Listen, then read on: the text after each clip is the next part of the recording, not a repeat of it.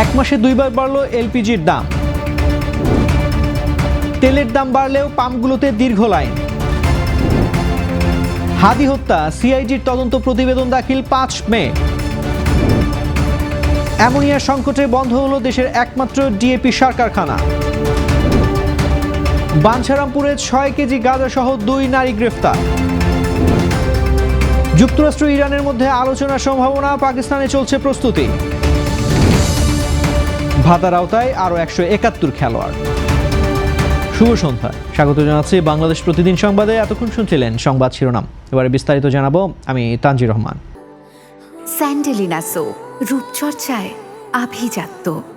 ভোক্তা পর্যায়ে তরলীকৃত petroleum gas এলপিজির দাম 1 মাসের ব্যবধানে দ্বিতীয়বারের মতো বাড়িয়ে নতুন রেকর্ড করেছে।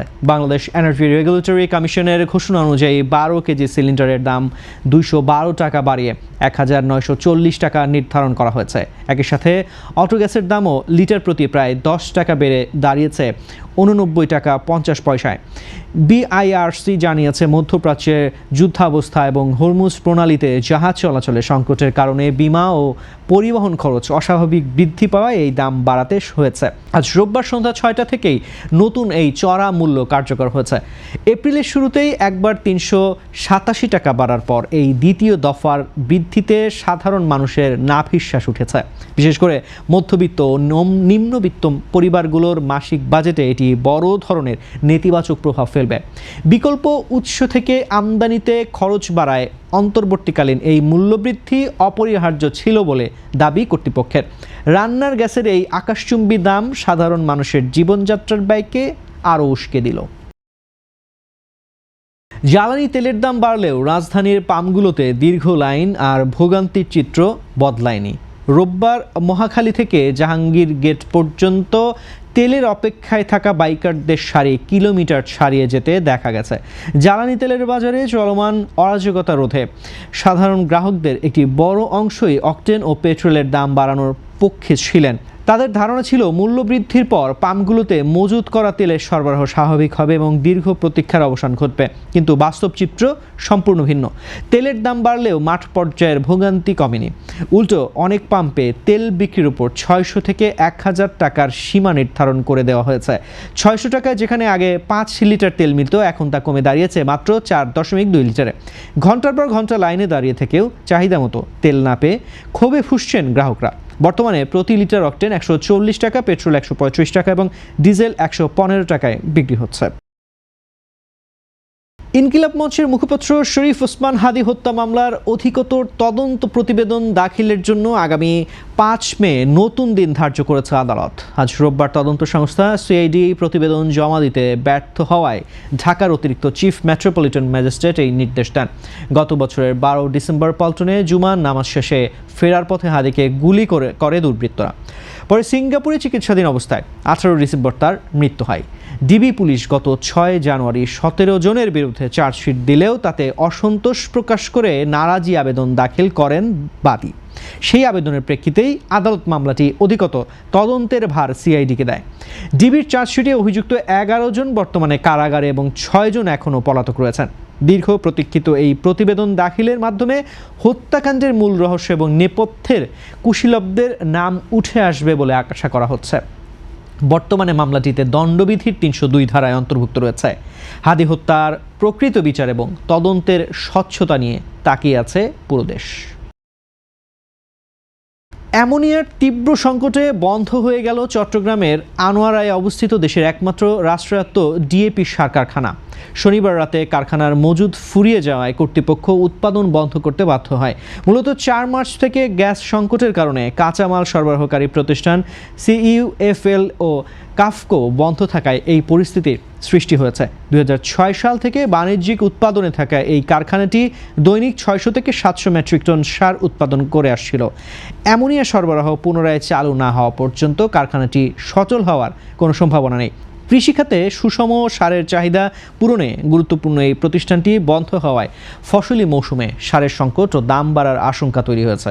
নাইট্রোজেন ও ফসফরাস সমৃদ্ধ যৌগিক সারের যোগান নিশ্চিত করতে দ্রুত গ্যাস সংকট সমাধানের দাবি জানাচ্ছেন সংশ্লিষ্টরা। অন্যথায় দেশের কৃষি উৎপাদনে বড় ধরনের নেতিবাচক প্রভাব পড়তে পারে বলে ধারণা করা হচ্ছে। ব্রাহ্মণবাড়িয়ার বাঞ্ছারামপুর উপজেলায় পুলিশের বিশেষ অভিযানে 6 কেজি গাঁজা সহ 2 নারী মাদক কারবারিকে গ্রেফতার করা হয়েছে। গতকাল শনিবার 18 এপ্রিল রাত 11:40 মিনিটে আইয়ুবপুর ইউনিয়নের করিকান্দি ফেরিঘাট এলাকায় এই ঝটিকা অভিযান চালানো হয়। বাঞ্ছারামপুর মডেল থানার এসআই কাজী সানোয়ার হোসেন ফোর্সসহ গোপন সংবাদের ভিত্তিতে ফোর্স নিয়ে মা এন্টারপ্রাইজ মুদি দোকানের সামনে থেকে তাদের আটক করেন। গ্রেফতারকৃতরা হলেন নারায়ণগঞ্জের বন্দর এলাকার হাফিজা আক্তার রিঙ্কি এবং বরগুনার সাবিনা আক্তার, যারা বর্তমানে নারায়ণগঞ্জে বসবাস করছিলেন। তাদের কাছ থেকে উদ্ধারকৃত অবৈধ গাঁজা জব্দ করে পুলিশ হেফাজতে নেওয়া হয়েছে। মাদকদ্রব্য নিয়ন্ত্রণ আইনে মামলা দিয়ে ইতিমধ্যে তাদের আদালতে পাঠানোর প্রক্রিয়া শুরু হয়েছে। ফেরিঘাট সংলগ্ন এলাকায় এমন মাদক উদ্ধারের ঘটনায় চাঞ্চল্য সৃষ্টি হয়েছে। বাঞ্ছারামপুর এলাকায় মাদক নির্মূলে পুলিশের এ ধরনের চিরুনি অভিযান অব্যাহত থাকবে বলে জানানো হয়েছে। দর্শক, এবারে থাকছে আন্তর্জাতিক খবর। দীর্ঘদিন ধরে চলা বৈরিতা অবসানে আগামী শুক্রবারের আগেই যুক্তরাষ্ট্র ও ইরানের মধ্যে উচ্চ পর্যায়ের বৈঠকের সম্ভাবনা দেখা দিয়েছে। পাকিস্তানের গোয়েন্দা সূত্রের বরাতে জানা গেছে, ইসলামাবাদের রাওয়ালপিন্ডি বিমান ঘাঁটিতে যুক্তরাষ্ট্রের 2টি শক্তিশালী C-17 গ্লোবমাস্টার বিমান অবতরণ করেছে, যা আলোচনার পথ প্রশস্ত করছে। ইতিমধ্যে ইসলামাবাদের গুরুত্বপূর্ণ রেড জোন এলাকা এবং প্রধান সড়কগুলোতে নজিরবিহীন নিরাপত্তা জোরদার করা হয়েছে। এমনকি শহরের বিলাসবহুল সেরেনা ও ম্যারিয়ট হোটেলগুলো খালি করে আগামী শুক্রবার পর্যন্ত সব বুকিং বাতিল করা হয়েছে। গত 11 এপ্রিল এই একই হোটেলে 2 দেশের প্রথম দফায় বৈঠক হলেও তাতে কোনো সুনির্দিষ্ট চুক্তিতে পৌঁছানো সম্ভব হয়নি। যদিও আজ সোমবার বৈঠকের গুঞ্জন ছিল, তবে প্রস্তুতি দেখে ধারণা করা হচ্ছে এটি চলতি সপ্তাহের শেষ নাগাদ অনুষ্ঠিত হতে পারে। মধ্যপ্রাচ্যের উত্তেজনা কমাতে পাকিস্তানের মধ্যস্থতায় এই সম্ভাব্য আলোচনা বিশ্ব রাজনীতিতে নতুন সমীকরণ তৈরি করতে পারে। কূটনৈতিক মহলে এখন সবার নজর ইসলামাবাদের এই গোপন প্রস্তুতির দিকে। সুনির্দিষ্ট ফলাফল না আসা পর্যন্ত 2 দেশই এই বৈঠক নিয়ে ধোঁয়াশা বজায় রেখেছে। এবার থাকছে খেলা সংবাদ।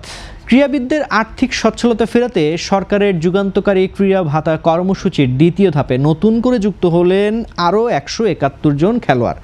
আজ রোববার জাতীয় ক্রীড়া পরিষদে তাদের হাতে মাসিক 1 লাখ টাকা ভাতার চেক ও বিশেষ ক্রীড়া কার্ড তুলে দেন ক্রীড়া প্রতিমন্ত্রী আমিনুল হক।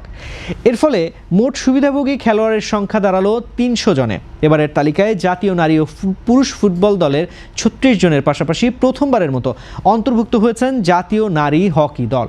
বিশেষ সম্মাননা হিসেবে ব্যাডমিন্টনে আন্তর্জাতিক সোনাজয়ী তরুণদেরও এই কার্ড প্রদান করা হয়। প্রধানমন্ত্রী তারেক রহমান গত 30 মার্চ এই প্রকল্পের উদ্বোধন করেন, যার লক্ষ্য পর্যায়ক্রমে 500 জন ক্রীড়াবিদকে এই ভাতার আওতায় আনা হবে। তবে এই ভাতা স্থায়ী নয়, প্রতি 4 মাস অন্তর পারফরমেন্স মূল্যায়নের ভিত্তিতে তালিকা হালনাগাদ করা হবে। খেলাধুলাকে পেশা হিসেবে জনপ্রিয় করতে এবং বিশ্বমঞ্চে সাফল্য ধরে রাখতে এটি সরকারের একটি দীর্ঘমেয়াদী মাস্টার প্ল্যান হিসেবে দেখা হচ্ছে। এই উদ্যোগে খেলোয়াড়দের মধ্যে নতুন উদ্দীপনা সৃষ্টি হয়েছে। দর্শক, এই ছিল আজকের সংবাদ। সবশেষ খবর জানতে চোখ রাখুন বাংলাদেশ প্রতিদিনের ইউটিউব চ্যানেল ও ফেসবুক পেজে। এতক্ষণ সঙ্গে থাকার জন্য ধন্যবাদ সবাইকে।